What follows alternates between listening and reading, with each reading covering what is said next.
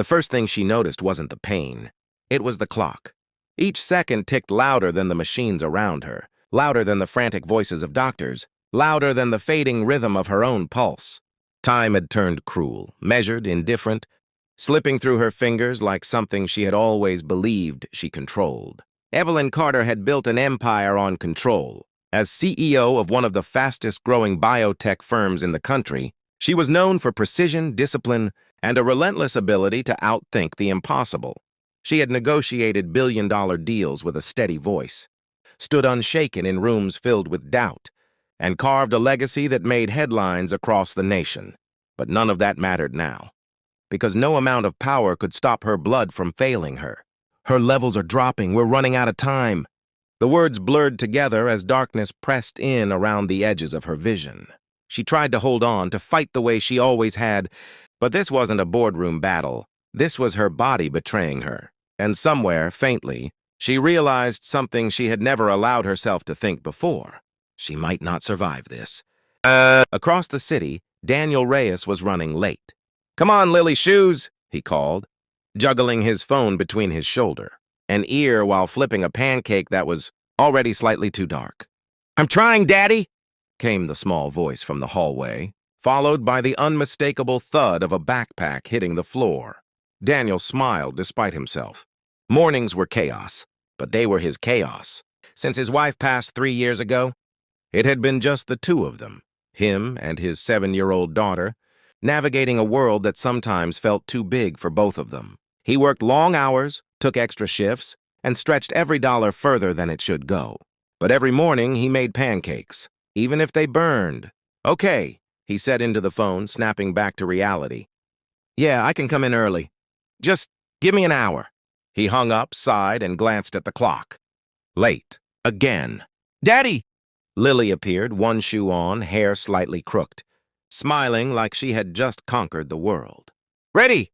Daniel grabbed his keys, her lunchbox, and her tiny hand all at once. "Let's go save the day," he said. He didn't know he was about to. The hospital smelled like antiseptic and urgency. Daniel had only come because of a flyer. Urgent blood drive, rare type needed, lives at risk. He almost ignored it. He had work, bills, responsibilities that didn't leave room for detours.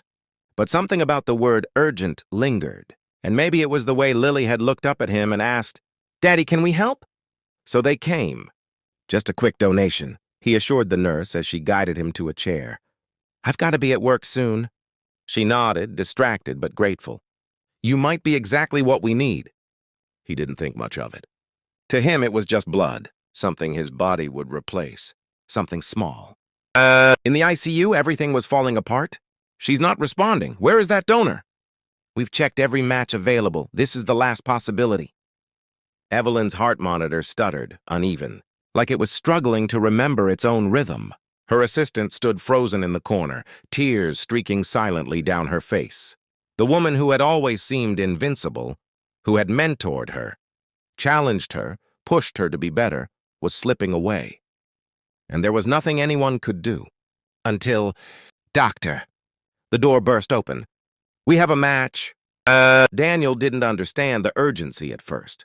Everything moved faster than expected. Papers signed, questions asked, nurses rushing in and out. He barely had time to process it before they were wheeling him down a hallway. "What's going on?" he asked, heart starting to race. "You're a rare match," a doctor said quickly. "A patient needs immediate transfusion. Without it—" He didn't finish. He didn't have to. Daniel swallowed. There were 1,000 reasons to hesitate, 1,000 practical concerns. Work, Lily, the unknown. But then he thought of the word urgent. He thought of someone, somewhere, running out of time. "Do it," he said.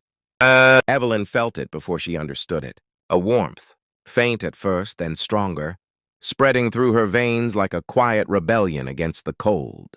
Her heartbeat steadied. The noise around her shifted, from panic to cautious hope. "She's stabilizing." "Keep going, we're not done yet." Somewhere deep in the haze, Evelyn clung to that warmth. She didn't know where it came from, only that it was pulling her back. Hours later, the world returned slowly. Light filtered through the blinds. Machines beeped steadily instead of frantically. Her body felt heavy but alive. Alive. Evelyn blinked, her throat dry, her mind struggling to catch up. A nurse noticed immediately. "You're awake." The words felt surreal. "How?" Evelyn whispered. The nurse smiled softly. "Someone gave you a second chance." Daniel was about to leave when they told him. "She's asking about you." He hesitated. "I don't think that's necessary," he said, shifting awkwardly. "I just donated." The doctor shook his head. "You saved her life." Daniel glanced down the hallway. He had never met this woman. Didn't know her name, her story. But something about the way they said it, the weight of it, made it hard to just walk away. "Just a minute," he said finally. Evelyn wasn't prepared for him. She expected someone older, perhaps. A professional donor.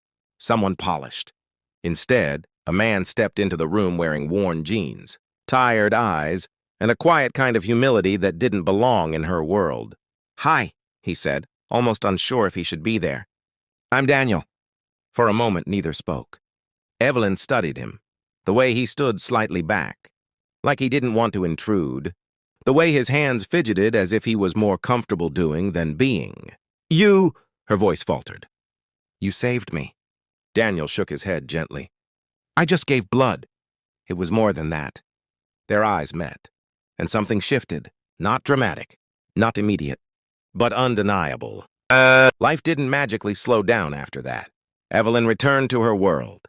Meetings, decisions, expectations pressing in from every direction. But something had changed. The clock didn't sound the same anymore. It wasn't an enemy. It was a reminder. And Daniel, he lingered in her thoughts more than he should have. So she called. At first it was just gratitude, a thank you that felt too small for what he had done. Then it became conversation. Then something else. Daniel wasn't sure where it was going. He didn't belong in her world. That much was obvious.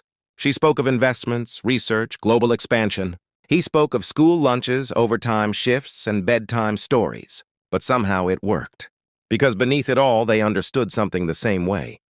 Life was fragile, and kindness mattered. Lily was the turning point. "Is she the lady you saved?" she asked one evening, peeking curiously as Evelyn stood awkwardly in their small living room. Daniel rubbed the back of his neck. "Yeah, kiddo." "This is Evelyn." Lily walked right up to her, fearless. "Thank you," she said. Evelyn blinked, caught off guard. "For what?" "For bringing my dad back happy." The words landed deeper than anything else had. Evelyn looked at Daniel, and for the first time she saw not just the man who saved her life, but the life he had built, the love he carried every day, the quiet strength she had spent years chasing in all the wrong places. It wasn't easy. Two different worlds rarely blend without resistance. There were doubts, expectations, moments, where the gap between them felt too wide to cross. But every time it did, they remembered the beginning. A clock ticking down, a choice made in a moment, a life given without expectation of return. And slowly, impossibly, something grew. Not out of convenience, not out of need, but out of something stronger. A shared understanding that life doesn't give you guarantees, only chances. And sometimes, if you're brave enough to take them, you find something you never thought was meant for you. Love.